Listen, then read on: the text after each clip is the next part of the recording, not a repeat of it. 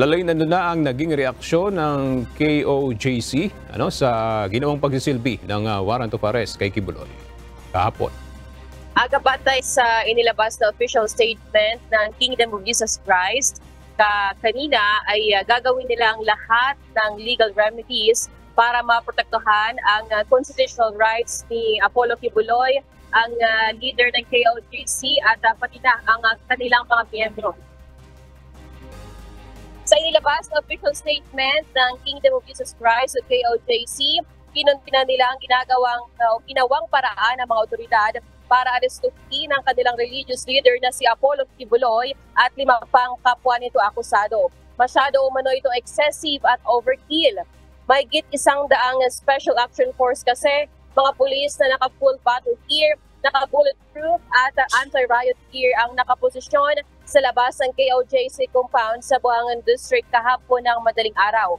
Ayon pa sa KOJC, 3 individual rin ang nasugatan sa girian matapos sangkain ng mga pulis na pasungkin ang compound. Maliban pa rito, may mga pulis din na nagsusurvey sa paligid ng KOJC compound. Gumamit-anya sila ng mga hagdanan para makakyat sa pader, kaya naalarma ang mga miyembrong naghahanda na sana sa kanilang morning devotional. Sa Glory Mountain naman, sa Barangay Tamayong, 5 miyembro din ang tinalian ng cable tie. Sa ngayon, naghahanda na sila para maghain ng reklamo sa mga pulis. Samantala, kinundina naman ni dating Pangulong Rodrigo Duterte ang paggamit ng maraming mga armadong pulis para magsilbi ng warrant of arrest kay Kibuloy. Ayon kay Duterte, hindi umano ito katanggap-tanggap, lalo't sa KOJC compound at sa school premises ito nangyari. Ayon pa sa dating Pangulo, overkill ba ang magiging trademark ng Marcos administration sa pagtrato ng mga akusado na hindi pa natulang guilty beyond reasonable doubt?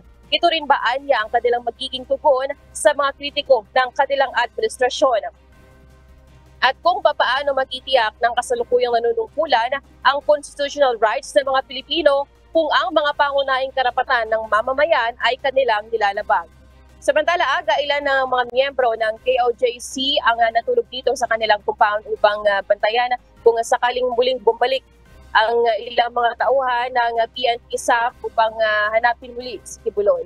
Muna ang ating balita mula rito sa Davao City. Balik sa iyo, Aga. Maraming salamat, Lalaine Moreno.